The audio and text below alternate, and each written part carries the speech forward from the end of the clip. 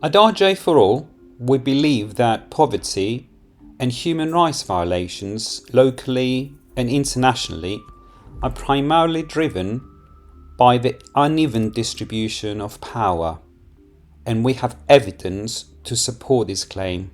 The rising costs of living in the UK and internationally seems to be affecting only certain groups. This is because public services do not exist in a vacuum.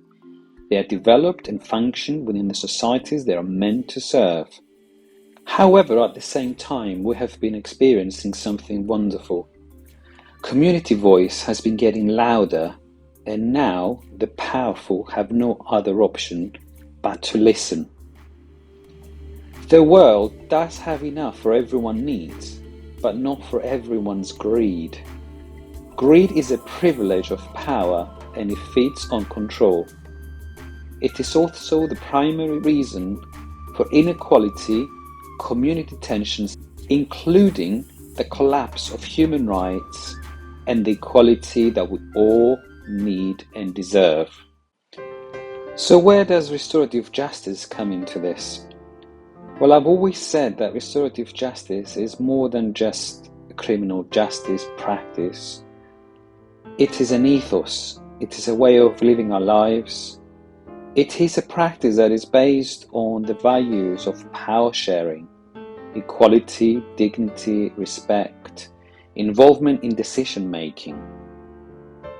That is why I believe, and I have seen it with my own eyes, that it can be the biopower that can balance the uneven distribution of power and restore human rights. At RJ4All, we believe that in order to achieve community cohesion and reduce antisocial behaviour, first we must adopt a holistic approach that addresses the reasons that lead to divisions. RJ4All thinks globally and acts locally. Starting from our home in SE16, we're on an exciting journey of building the first London restorative postcode. SE16 neighbourhood. This area covers Rotherhithe, part of Bermondsey and Surrey Quays. SE16 is also known as one of the most diverse areas in England. It has also experienced a lot of changes in this demographic. From being a dog-focused community, SE16 is now changing with worrying levels of community tension and inequality, with some residents living in communities ranking the 20% most income-deprived in England. On the 16th of October, a teenager was stabbed in plain sight in the middle of a shopping centre at noon. We were shocked to hear about this incident. The area of Canada Water and Surrey Quays have reported persistent presence of antisocial behaviour.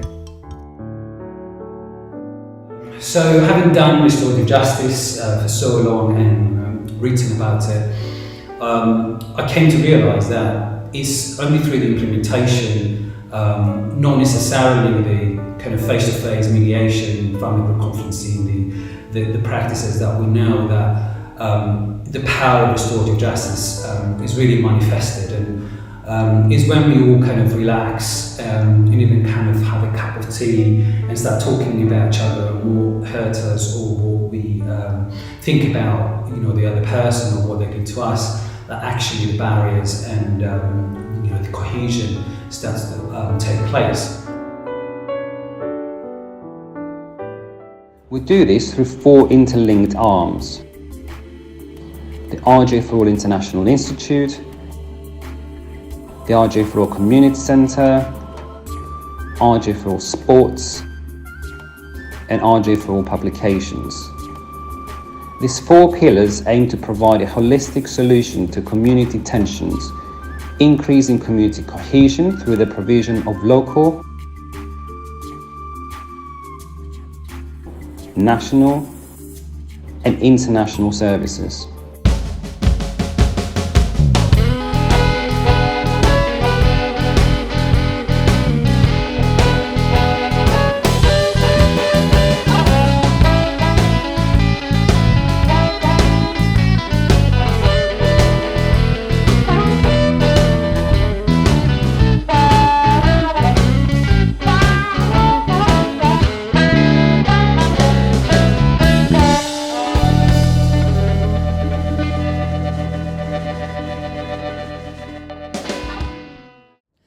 first met Restorative Justice for All when it was my pleasure to present them with a Culture Seeds Award alongside the Mayor of London.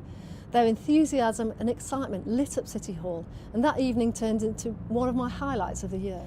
During these challenging times, when it's easy to feel lonely or overwhelmed, culture can help bring us closer together. To help us achieve this aim, we need all local service providers, public, private and voluntary, to come together and under the guidance of the restorative justice values of power sharing, equality, dignity and respect, support RJ4All and the community.